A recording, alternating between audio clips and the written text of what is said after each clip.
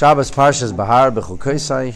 It was Mavarchim Achedesh Sivan, and the year was Tafshin Mem Gimel, corresponding to the year 1983. Im Bechukosai Telechu. The Parsha opens with the words, "If you will walk in my statutes." In Asati Gishmechem Beitam, Hashem promises, I will give rainfall in its appropriate time, which is ultimately a euphemism for prosperity. V'yedua hadiyuk b'zeh. So there's a known, exacting analysis of this verse that goes something like this. Why do we say, Im bechukosai telechu, if you walk in my statutes? Why not? The l'chayre harei inyan chukosai, my statutes, in other words, chukim, idea of a statute in Torah, hukimai merazal, is as per the teaching of our sages, which Rashi uses in the beginning of Parshas Chukas. Chuka chakakti, gezeira gazarti, ve'ein lecha reshus laharer achareha. The statute is established, a chok is chokuk, a gezeira, a decree, has been decreed. You have no permission to sit and think about this. It's not about what you think. It's not about how you feel about it. In fact, that's irrelevant. What's relevant is, yes, sir, you should obey. This is really about obedience more than anything else. Dahainu. Sho inyan hachuka b'maisa b'peil. That this kind of mitzvah addresses almost exclusively the notion of action. Bottom line, this is an action-oriented call. Do this. Not feel this, not contemplate this, do this. Your contemplation is not asked for. Your feelings, your intentions, the meditation of heart and mind, ein lecha reshus laharer achareha. God says, I don't want that from you. So what do I want from you? I want you to surrender your heart and mind, and I want you to do what I tell you. Just obey the instructions. Follow the instructions. Which means she'ein shayach lehirhur v'havana, that this is not connected to the notion of human intelligence per se, the idea of contemplation or understanding. So what's the problem? What's the problem? Im bechukosai telechu. Take it and run with it. Take the football and run for the touchdown. You want to meditate on it? You want to think about it? What's there to think about? Don't think, just do it. Telechu. Run. Go for it. What's the problem? There's a problem. The problem is the word telechu. The problem is the word to run forward. Why is that a problem? Because the notion of telechu, to move forward, does not mean to move forward laterally, or just continue along the same path. But telechu really indicates, for lack of better terminology, vertical growth. It means you're moving up. It means you're developing. It signifies development. And this is the idea of what we refer to in the frame of Torah literature as ha'aliyah mimadrega lemadrega. The development, the self-development, represents going from level to level, rising in levels. V'harei, and after all, be'inyan ha'maisa, when we talk about action, kiyum ha'chukim atzmon, the fulfillment of the chukim themselves, ein shayich klal l'cha'ere inyan ha'aliyah. What rising? What development? You have to do the mitzvah. How do you do it? You do it. And how does it change? And you do it a year later, after doing it for a whole year, or a decade, or 2 decades. How does it change? It doesn't change. It's not supposed to change. Keep doing it. You should keep doing the mitzvah. There's a famous example that's offered, which highlights this notion of action-oriented mitzvahs that require simple devotion.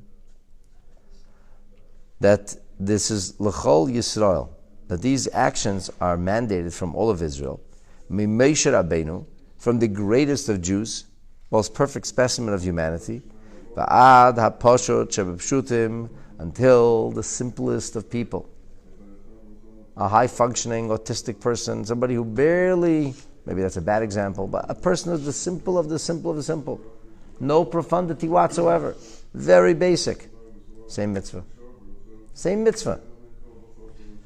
Shesoif kol ha'deres kula manichem eisam b'tefillin. At the end, all generations, they're putting on the same tefillin. They're black, they're square, they have 4 parshias.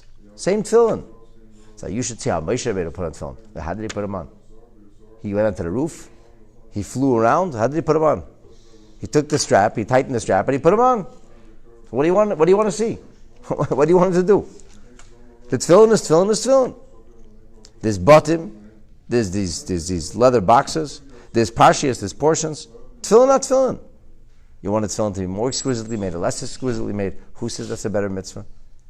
A person puts on tefillin which are very, very exquisitely made and beautifully made, and puts them on mindlessly and feelinglessly. He has the mitzvah. And puts on tefillin which are exceptionally simple, very bare minimum necessity, just a thing, with the deepest of intentions. He's still got it's a mitzvah. The mitzvah is the mitzvah is the mitzvah.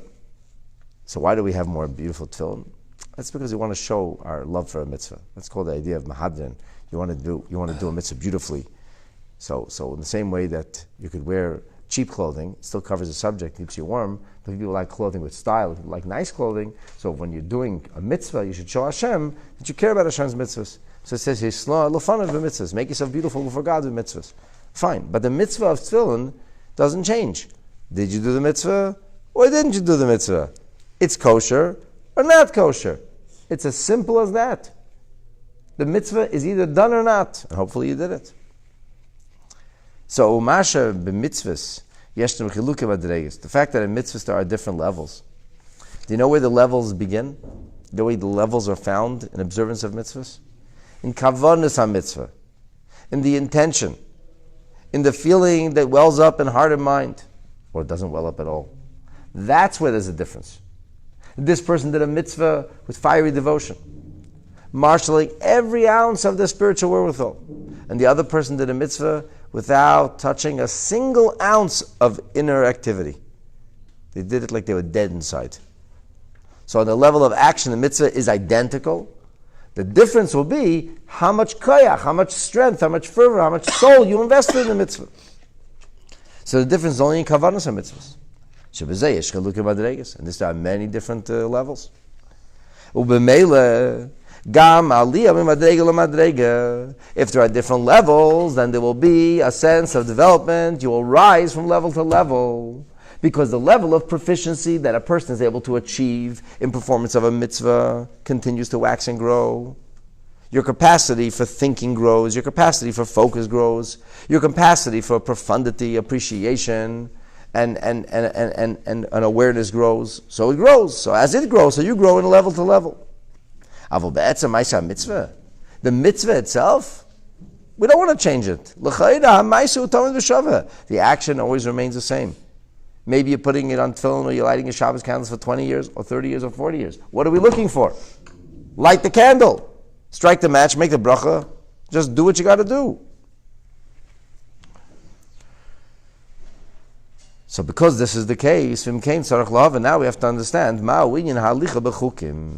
so chukim and the concept of aliyah seem to be at polar extremes. Telechu is a good thing. You should develop constantly, but not in the Bechukosai area, in the Mishpatai area, in the Eidos area, in the learning of Torah area. But Telechu does not refer to a chok, does not refer to a statute. We also have to understand the Hini Yaduam Shesh Kama Sugim b'mitzvahs. There are at least three kinds of mitzvahs, right? There are Eidos, there are testimonial mitzvahs, there are chukim, there are statutes, there are mishpatim. Ordinances and laws.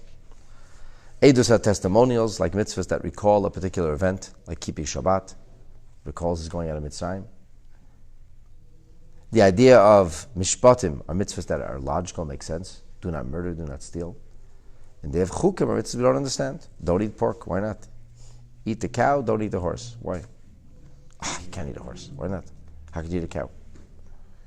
So in Cain, if you want to boil this down to a simple essence, even ask a child, what do we just read in this pasuk? What will he tell you? Do what God wants, and God will remunerate. That's what it'll tell you. That's what it says. And the Hashem promises, you do your part, I'll do my part. Yeah, so this is curious. Why is it that when we talk about the concept of doing mitzvahs, we zero in on chukim specifically, and not like other things? So much so that Mishum, that right afterwards we say, Es mitzvah tishmeru. And we say that's only the Teisov from Chukim. That's what comes from Chukim. You do the Chukim. And as a result of that, you'll keep the mitzvahs. And when you're keeping the mitzvahs, so that's when you're going to get remunerated. And because of this, Rashi, quoting Torah's Koyanim, says in the pasuk of Bechukosai Telechu, that Bechukosai Telechu means Amelim b'Torah, that you should toil in Torah. And then what does it mean, V'svayse Tishmeru? You toil in Torah, because you toil in Torah, naturally you'll follow that learning through with the observance of mitzvahs. But from this is understood that the main thing is Bechukosai Telechu. It's all about the Bechukosai Telechu. Are you going in the statutes? If you go in the statutes, you keep the mitzvahs. Everything else will fall into place as long as Bechukosai Telechu. So why did that become the poster child for Yiddishkeit? The Bechukosai Telechu. Why Bechukosai? Tzarech love and then you have to understand this. I'm going to skip the last part of this paragraph because I want to make progress. I want to be Telechu so you can actually finish something. V'nekudas habir b'chol zeh. The Rebbe says the kernel of a very vast and deep and profound explanation is as follows. The Masher Kosev Kan Loshem Bechukosai. What was the issue? The issue is verbiage. Why did the Torah select the word Bechukosai to convey this overarchingly important message? And the answer is that in the word Bechukosai, which means statute, it means more than statute. It's not only statute. It's not only the notion of statute, which means do as I say. Don't give me advice. I don't care if you don't understand it. Just follow through with obedience. So what else could it be? A chukah is a chukah. That's what it is. Says the Rebbe, quoting the Alter Rebbe, no. It also comes from the term engraving. Chakuk. Engraved. What does this mean? We find in the Torah, and we find in the giving of the Torah to the Jewish people several levels. There's Torah Shebechsav, what they call scripture. There's Torah Shebal Peh, what they call the oral Torah. We call Mishnah, Gemara, Medrash, Zohar, Safra, Sifri, etc. And then there's Aseret HaDibros. Then the 10 statements that God made at Mount Sinai. The Torah Shebechsav is written. Where is it written? On parchment. The Torah Shebal Peh is not supposed to be written. Where should it be written? It should be preserved in your head and your mind, in your heart, in your soul. Okay, it's actually printed. But originally it was supposed to be preserved orally. And then there's the Luchas. Those 10 mitzvahs, where are they written? On stone. How are they written on stone? Etched in stone, engraved in stone. The Afshar Kol HaTorah Kula Nitim Sinai, that even though the entire Torah was given at Sinai, not just those 10 mitzvahs, and not just the scripture. Gam HaTorah Shebechsav, the written Torah, V'gam HaTorah Shebal Peh, the entire oral Torah. HaKoilelos, which includes the books getting printed tomorrow. Tomorrow Shabbos, but you know what I mean. The books that are getting printed in today's day and age. The novelty of Torah that's being revealed today. Kol Masha Talmud Vosik Asid L'Chadesh.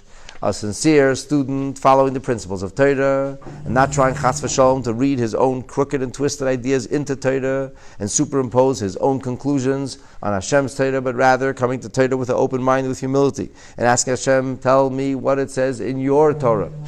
And then he does that. And he uses those principles. And he expounds on the Torah and develops the Torah. And he even discovers what they call Terra, what's it called?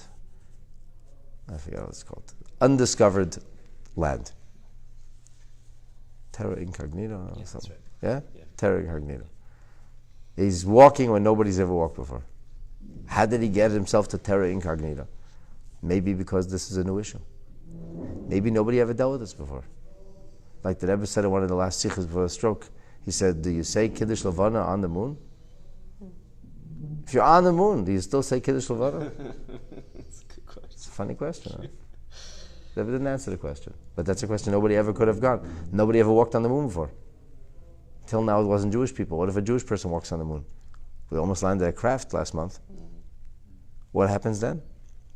So, or it's because just from the delving into Torah, looking deeper in Torah, you actually discover novelty. Incidentally, the more you learn Torah, the more novelty you'll discover. So this is also given from Har Sinai. Mikol means but you cannot compare what somebody comes up with today to that which is engraved on the luchas. You can't compare it. This is set in stone. And the other is in a state of flux. It's fluid. Ikir inyan hakika, the primary inyan of hakika, the way it's explained elsewhere, and here the Alter Rebbe refers to today's chitas, to the 53rd chapter of Tanya, or tomorrow, next week's chitas.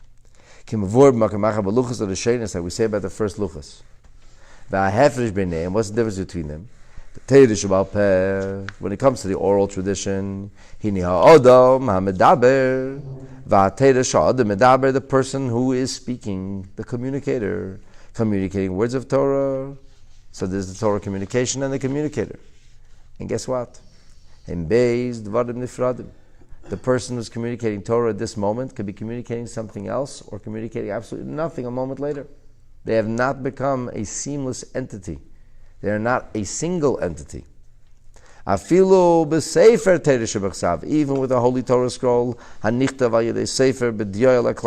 which is written by a specially trained individual, and it's written with special ink, and it's written with a unique quill, done with all the right reasons and all the right mannerism, everything is exactly as it should be, it's still not one. The ink is fused onto the parchment. It seems to be they're fused together. How could you say that the letters and the ink are one when only a few days before the letters were written, it was the empty parchment? So it can't really be one. The letters were fused onto the parchment, but they're not really one. And that's speaking even of letters that can't be erased. Sometimes you have letters that are not erased, they're indelible. They actually bore their way into the texture of the parchment itself. There's no way to change them. But still, it's something that was added to the parchment. It's a pigment that was added to that substance. And because of that, ultimately, it's possible for there to be hafrad d'saishis min ha-sefer. The pigment will fade. Leave it for long enough, it will fade. At some point, the material will shed the pigment. Engraved letters. Even though prior, once upon a time, there were no letters on this slab of stone, and now there are letters, so it's two different things. When you finish with the engraving, when you etch the letters into the stone, ultimately, they and the stone are one. It's one mitzias. It's from the stone. There's an area where there's a little less stone, a cavity. And that's what the letters are. So this represents the highest level of oneness. Okay, very nice. So now you explain to me the meaning of chakika. Chakika doesn't just mean statute. Chakika means engraved. Okay, and therefore, so what does this mean in my soul, in your soul, in our lives today? There are times when the person who is studying Torah and doing mitzvahs, but it's it doesn't feel real. It's artificial. I'm going through the motions. I'm studying what I have to study. I'm grasping and understanding what I must understand. I'm doing what I must do. It's not me. My heart's not it. It's not. I don't really identify with this. I'm doing it, but I'm somewhere else. Because there's this notion of freedom of choice, like it says later on in the Torah,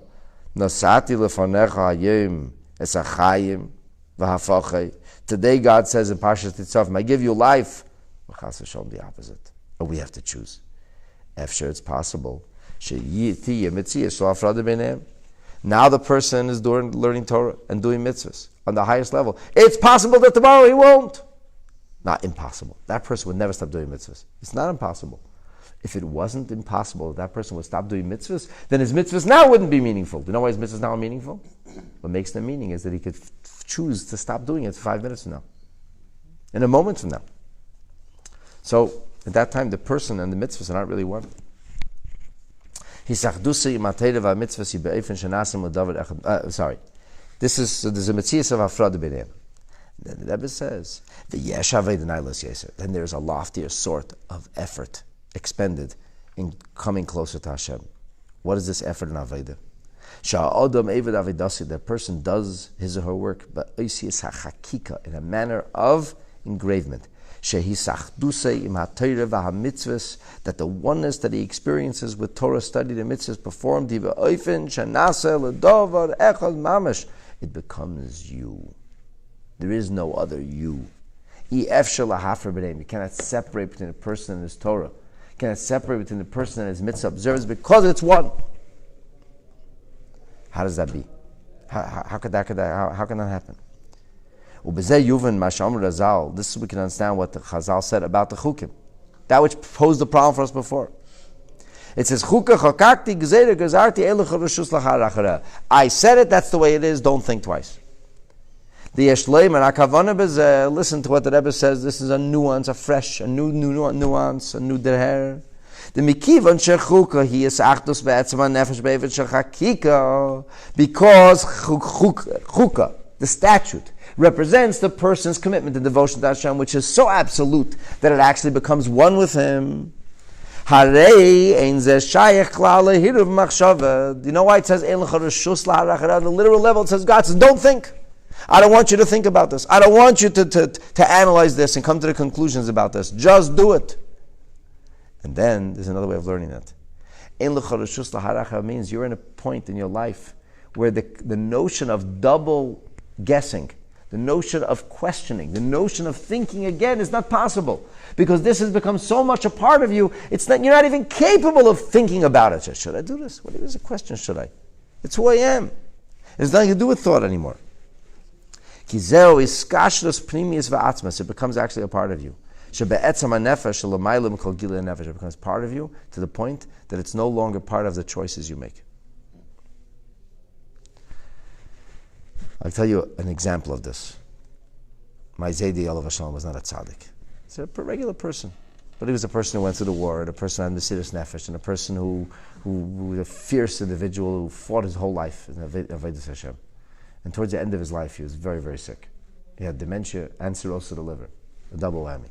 The body was shutting down, mind was shutting down. And there was a period of days at the end he didn't speak at all. Nobody knew if he did know what was going on, didn't. My father and his siblings, they sang Nigunim around his bed, seeing if he could maybe stimulate some. In the middle of all this, at some point, he couldn't eat, he wasn't drinking, they had a sippy cup. He didn't want to go to the hospital, at some point, artificially, he said, no, just prolong. Staying here in my house, that's it. So he had IV, and the Hatzalah was coming, and it was what it was. And he wouldn't die, by the way, because Holocaust syndrome, after almost freezing and almost starving and almost dying 100 times, your body just it doesn't die. So at some point, where he's not talking and he has no consciousness whatsoever, and my aunt is trying to poke a sippy cup, one of those children's cups in his mouth. At some point, suddenly, he opens his mouth like this, and he says a bracha, perfectly clear. Shahakal ne'ibdvay, perfectly clear. My father said to me, I don't know what happened. I don't know if he knew what he was doing. But because it became a part of him. When it becomes a part of you at a certain point, it's not capable of, should I make a bracha, shouldn't I make a bracha? There was that whole part of him, the amygdala part of the brain, wasn't even working anymore. There was no consciousness really. There was no decisions being made. Sorry, the amygdala is the part of the brain that stimulates things like this. It just became one with him. And this is what we're talking about. We're talking about that a person should toil in Avodas Hashem. Maybe this is not going to happen to us in a broad entirety. We're not going to become a walking chakika. But there should be an element of Yiddishkeit, a continuously growing and developing element of our Yiddishkeit, which is chukah chakakti. It's not possible for us to think about it. It doesn't even come a question. Where does Bechira come in? Where does free choice? Maybe how hard to work, to go an extra mile. But whether to do a mitzvah or not, it's not even possible. This is what we're talking about. We're talking about Torah and its mitzvahs. Not only in engraved luchas. Gam b'chol Torah v'mitzvos. A person has to do his avodah not only in luchos, not only in aseres hadibros, in those 10 mitzvahs, those 10 statements, but in all of Yiddishkeit. In the oifen of chuka melashon chakika. You have to do it, you have to obey Hashem in a way of chakika, that it becomes, what does it mean, a way of chakika? That it becomes b'hisachdos gemura im ha-Torah v'mitzvos. That you and the mitzvahs become a seamless identity. You identify with the mitzvahs. As opposed to ink on the parchment. As opposed to ink on the parchment. As opposed to, it's correct, engraved, etched in stone. That's correct. That your Yiddishkeit becomes to the point that it's impossible to separate from you. It's not a question. It can't be any other way. And this is the idea of Bechukosai Telechu, that a person through his avodah, through his efforts and through his toil, and this only happens through efforts and toil, becomes one with Torah mitzvahs. With the one who's giving the Torah, and the one who's mitzvah the mitzvahs.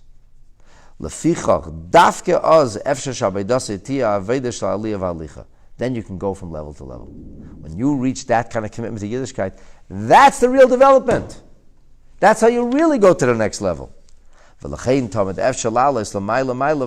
go higher and higher. Why? Because you reach the level of Chakika. And that can always be enhanced.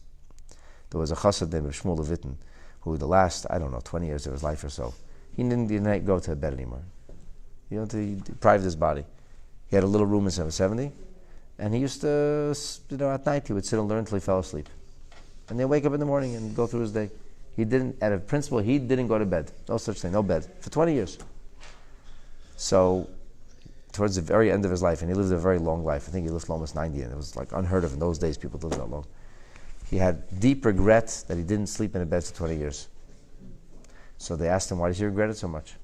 So he said, because I've come to the awareness now that if my body and soul separate one day early, he says, that means I get one time less a chance to put on tefillin, then 20 years of the deprival was not worth it. And that was one time putting on tefillin is worth more spiritually than 20 years of deprivement, of trying to focus only on the needs of the neshama and forget about the body. And they said that, of course, it's actually true. But in order to come to that awareness, to that epiphany, first you have to not sleep in bed for 20 years. So this is the idea that a person becomes one with Torah. When you become one with Torah, that elevates you and puts you in a different place. And when you're in a different place, so then even though it becomes chakika, it becomes engraved on your soul, you're still able to go from level to level. Not only still, but on the contrary. That's the real development of the neshama. That's the real self-development. When you reach a point of chakika, and in this idea of etched, you go from level to level. And that's as far as we're going to get in the Mamar today. Are we capable of chakika? If Chassidus talks about it, then we're capable of it. Maybe we're capable of it in the smallest way. But there is an area that we're capable of it. Chassidus doesn't talk about anything irrelevant. In Kabbalah, there will be things not relevant to you. You study Eitz Chaim, and say, what is the relevance to me? I don't know. But if it says it in a Mamar Chassidus, then it's capable. The Rebbe began this by saying, in the service of a Yid to Hashem. So we have to find how it's capable. And can it be one aspect? Like Yeah. put on tefillin as opposed to something else? Absolutely. It becomes a dimension of Torah in which you experience it, and then if you reach that dimension, what should you do then? Broaden the scrimmage. Expand it and grow it from there. Thank you everybody for joining us all week long, learning Torah together. We should be zeicha to hear the Torah Chadasha from Mashiach, B'mheira, U'B'yameinu. Amen.